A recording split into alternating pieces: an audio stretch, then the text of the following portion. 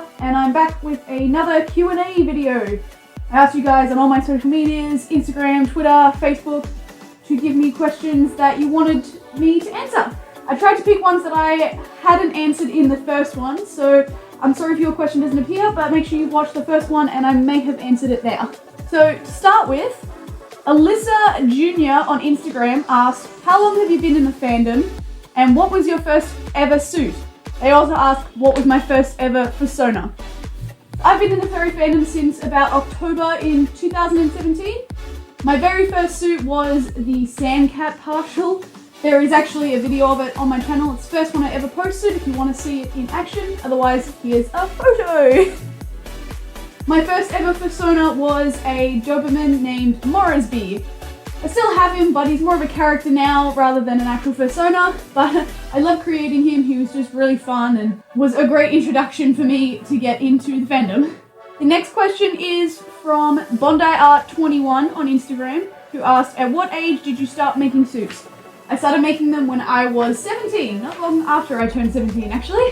Daisel Bane on Twitter asked, what is the inspiration and motivation behind your characters? I don't really have a set answer for this. Most of the inspiration behind my characters just comes from colors and designs that I really like. I don't design a whole lot of my own characters. I usually buy them as designs from other people or adopt. And I just love brightly colored characters that are, a bit complex and a bit different looking, a bit of sparkle dog, if you will. And that just really appeals to me. I don't know why, I just like rainbows. Astral on Instagram asked, what is the biggest influence in your suit making style? I don't really try and pull my style from one person. I'm still working on what I want my suits to really look like. But some of my favorites to look at are Twilight Knights cosplay, Elf Dragon fursuits, and Hawaii fursuits. Also, Ritz costumes are absolutely beautiful. Pretty much if you just go through the people I'm following on Instagram, they're all my inspiration. Raccoon Adventures on Instagram asked a couple of questions, so I will answer all of them. His questions were, what is your favorite animal and why? Did it impact you to be a furry? And are quotes free? So I have two favorite animals. My favorite pet type animal are sausage dogs or Dachshunds. And my favorite sort of not pet animal are turtles. I just really love them. Neither of those really influenced me to be a furry. I've just always liked them. I like most animals, especially dogs. And quotes from me are free. You just have to message me with a reference sheet and sort of what kind of suit you're after and anything like that. I will be doing a more in-depth video on getting quotes soon, so keep an eye out for that. Fidillo on Instagram asked a couple of questions as well. They asked, what's your least favorite animal? And would you ever make a suit for two people? My least favorite animal is a crocodile. They just scare the crap out of me. Never been a fan. They're just really freaky. So I guess that would be my least favorites. And I asked them to clarify what they meant by a suit that is for two people, and they meant sort of those ones that are like that zebra that was in that LMFAO video, the one that Red and Link made. That kind of thing has two people in it, so you've got like a person in the front and then a person in the back. Creates like a feral type animal suit. I would totally give it a go. Probably not as a commission, but I would do it if there was like local people who could be my model so I could test it a lot. I reckon it would be a huge project, and I totally would do it someday. Ripley Suits on Instagram asked, do you roleplay? I do not. Never have, never had an interest. Please do not message me asking to roleplay. Lozarin on Instagram asked, what is your least favorite part of fursuits to make? At the moment, it's hand paws.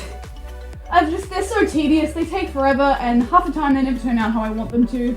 I am slowly getting past this and getting a little bit better with them, a little more patient. So I'm hoping that in the future they won't be as tedious for me. Artist Felix on Instagram asked a really good question. They asked, what advice would you give to someone considering getting into fursuit making, either for personal use or to be a new maker, aka taking commissions?